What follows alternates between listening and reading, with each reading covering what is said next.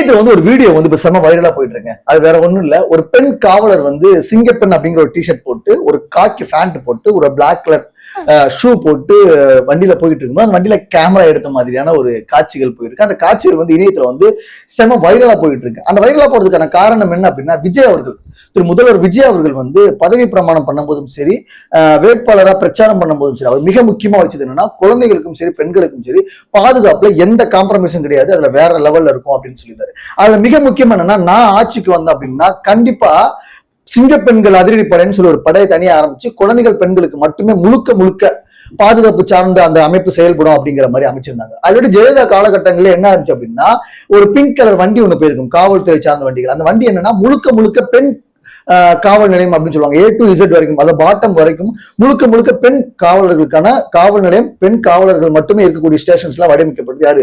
ஜெயலலிதா காலகட்டங்களில் அமைக்கப்பட்டது. அதை கொஞ்சம் ஆல்டர் பண்ற மாதிரி அதிரடி பெண் சிங்க பெண்கள் அதிரடி படை அப்படின்னு சொல்லி ஒரு படையை வந்து உருவாக்கியிருக்காரு. அந்த பெண்களுக்கான அதிரடி படை அந்த அமைப்புக்கான யூனிஃபார்ம்ஸ் இருக்குல்ல, அந்த ட்ரெஸ் காஸ்டியூம்ஸ் இருக்குல்ல, அது இப்ப வடிவமைச்சிருக்காங்க. அந்த வடிவமைக்கப்பட்ட அந்த வீடியோல போற அந்த பெண்ணோட காட்சிகளை இப்ப இணையத்துல வைரலா இருக்கு. அந்த அதிரடி பெண், அந்த சிங்க பெண்கள் இருக்காங்கல்ல, சிங்க பெண்கள் அதிரடி படை இருக்குல்ல, அந்த பெண்களுக்கு உண்டான அந்த காஸ்டியூம், அந்த டிசைன் வந்து எப்படி அமைச்சிருக்காங்க அப்படின்னா, நேவி ப்ளூ கலர்ல ஒரு டிஷர்ட் மாதிரியும், அதுல வந்து ஒரு சிங்கம் மாதிரியான ஒரு உருவம் கொண்ட ஒரு ஸ்டிக்கர் ஒன்று பதிக்கப்பட்டிருக்கவும், பின்னாடி வந்து சிங்க பெண்கள் அப்படிங்கிற மாதிரியான அச்சிடப்பட்டிருக்கு. அதுல காக்கி பேண்ட்டும் பிளாக் கலர் ஷூ அமைக்கப்பட்டு அந்த காஸ்டியூம் வந்து இப்போ தயார் நிலையில இருக்கு. டெல்லியில இருந்து சென்னைக்கு என்னைக்கு முதல்வர் விஜய் அவர்கள் திரும்புறாரோ அன்னைக்கு இந்த சிங்கப்பெண்கள் அதிரடி படை வந்து அபிஷியலா ரிலீஸ் பண்ணுவாங்க அப்படிங்கிற மாதிரியான சொல்லப்படுகிறது.